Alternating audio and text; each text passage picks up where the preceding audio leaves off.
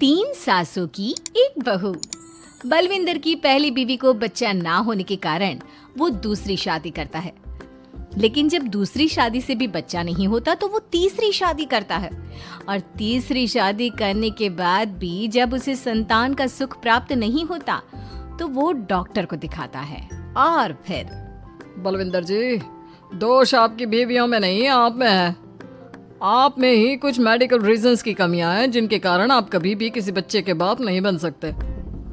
अरे बाप रे, ये तो घोर समस्या हो गई। एक बच्चे का बाप बनने का मेरा सपना था और आज वही चूर चूर हो गया। तीन बीवियों में पहली बीवी इंद्राणी, दूसरी बीवी सुधा और तीसरी बीवी कलावती। मुझे एक माँ बनने का सौभाग्य प्राप्त करना है। मुझे भी, इसीलिए तो मैंने शादी की थी। अरे लेकिन अब किसे पता था कि हमारे पतिदेव में ही कमी होगी। अब हम क्या करें? हम एक बच्चे को गोद लेते हैं।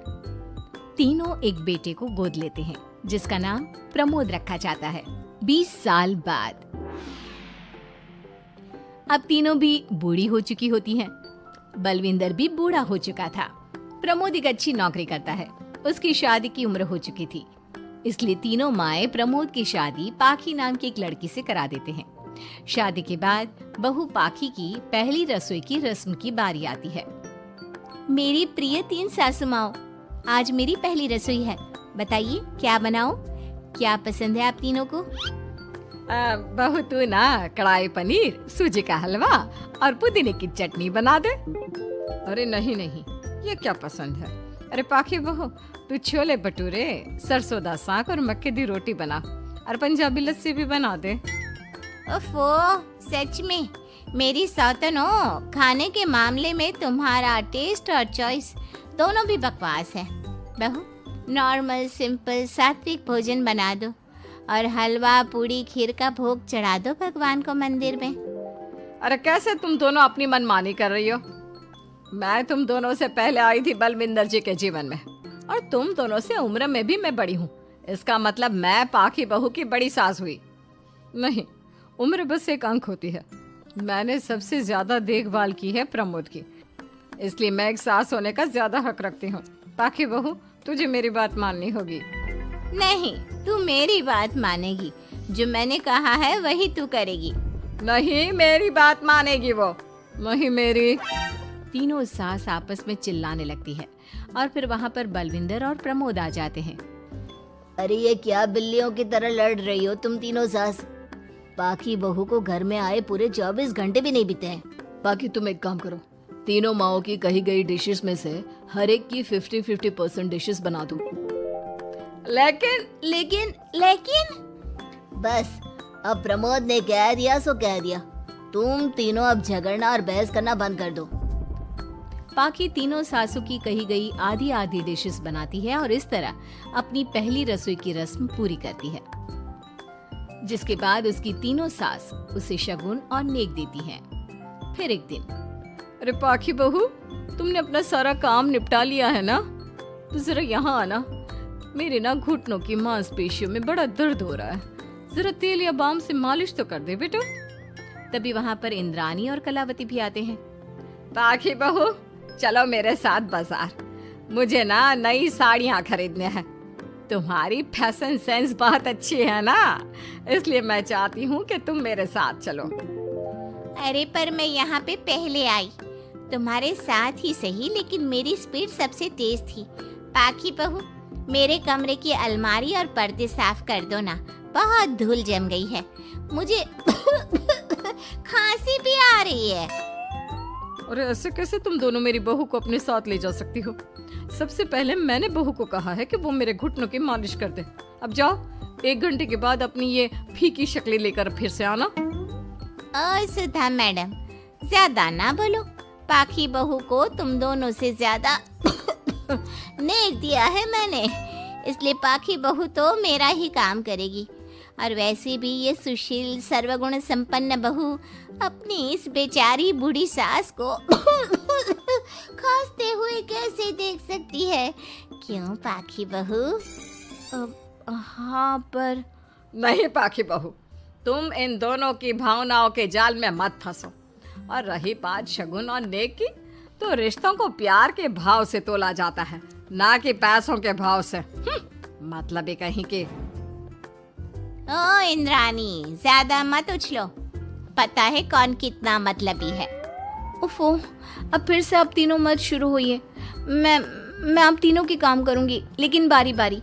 सबसे पहले सुधा सासू माँ का, फिर कलावती सासू माँ और फिर इंद्रानी सासू माँ का। इसके बाद तीनों सासू में फिर से लड़ाई और कहासुनी छिड़ जाती है। फिर एक दिन जब पाखी घर का किराने का सामान लेने बाहर निकल रही होती है कि तभी बहू, मुझे ना मेरा पुराना संदूक नहीं मिल रहा, तू आकर ढूंढ देगी क्या? अब ठीक है इंद्रानी सासू माँ। पाखी इंद्रानी के कमरे में जा ही रही होती है कि तभी उसे सुधा रोक लेती है, हाथ में खूबसूरत साड़ी लिए। पाखी बहू, ये मेरे ना साड़ी पर पिछली बार अचार गिर गया था, इसे प्लीज अच्छे से धो देना। वो कल शाम को विमला जी के बेटे की शादी में जाना है ना, एक ही बार पहनी है ये साड़ी मैंने। अभी धो देगी तो कल तक अच्छे से सूख जाएगी और कड़क इस्त्री करके मैं तेरा परफ्यूम मार कर शादी में जाऊंगी। हाँ, लेकिन सुधा सासू माँ। उतने में कलावती भी वहाँ पर एक कढ़ाई लेकर आ जाती है। पाखी बहू, ये मैंने कल रात को मेहंदी भिगोई थी लोहे की कढ़ाई में, मेरे बालों में लगा देना बिटिया, तू तो मेरी प्यारी बहू है ना? इंद्रानी वहाँ आ जाती है और तीनों सास फिर से एक दूसरे को गुस्से आंखों से देखती है और फिर से आपस में लड़ना शुरू कर देती है। तुम अपने आप को समझती क्या हो? खरीद लिया है क्या मेरी बहू को? ये मेरी बहू है। तुम मेरी पड़ोसन है क्या? ये मेरी भी बहू है और मेरा भी इस पर उतना ही हक है जितना कि तुम्हारा। तुमने खरीद नहीं लिया है ना, तो ये मेरी है, सिर्फ मेरी, इकलौती बहू मेरी पाखी, मेरा ही काम करेगी। क्यों पाखी? नहीं नहीं, ये मेरा काम करेगी। पहले मैंने आवाज लगाई थी। तुम दोनों तो ऐसी बहू पाने के लायक भी नहीं हो। हट जाओ तुम दोनों और खुले मैदान में जाकर एक दूसरे से लड़ो और नोचो एक दूसरे को। लेकिन पाखी बहू तो सिर्फ मेरी ही सुनेगी और मेरे ही आदेशों का पालन भी करेगी। तीनों सासों के बढ़ते झगड़े को देख पाखी अपना आपा खो देती है और जोर से चिल्ला पड़ती है। बस बहुत हुई आप तीनों की तू मैं। अरे रोज ना ड्रामा लगाती रहती हो, 50 साल की बूढ़ी औरतें हो गई हो, फिर भी बच्चों की तरह लड़ती रहती हो। अब बस बहुत हुआ। अब तो मैं आप तीनों में से किसी की भी बात नहीं सुनूंगी और मैं जा रही हूँ ये घर छोड़ के। अब मुझ में और सहन शक्ति नहीं बची, मैं चली।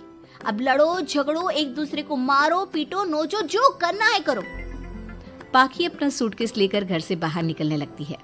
तभी तीनों सास बेहद घबरा जाती हैं और भावुक होकर पाखी से विनती करने लगती है। पाखी बहू हमें छोड़कर मत जाओ ऐसे। अरे हम तुम्हारे बिना मर जाएंगे। इतने कम समय में ही तुम हम सबकी जीने की वजह बन चुकी हो। माफ कर दो हमें बेटा। हाँ पाखी बहू, हम आइंदा से कभी नहीं लड़ेंगे और हंसी खुशी मिलकर बात करते रहेंगे, वादा करते हैं। हाँ बहू, लेकिन तू मत जा प्लीज, ये घर तेरे बिना सुना सुना हो जाएगा। हम तीनों सासों की एक ही तो बहू है, लेकिन हम अपनी एक बहू को बेटी की तरह प्यार देंगे, उसके साथ सहेलियों की तरह रहेंगे। लड़ाई झगड़ा सब कुछ छोड़ देंगे बेटा, लेकिन तू छोड़ के मत जा। अपनी तीनों सासों को भावुक देखकर पाखी की भी आंखें भर आती है और वो उन तीनों को माफ कर देती है और उनके गले लग जाती है। इसके बाद तीनों सास अपनी एक बहू संग खुशी से मिलजुल कर रहती हैं और आपस में जरा भी लड़ाई झगड़े नहीं करती।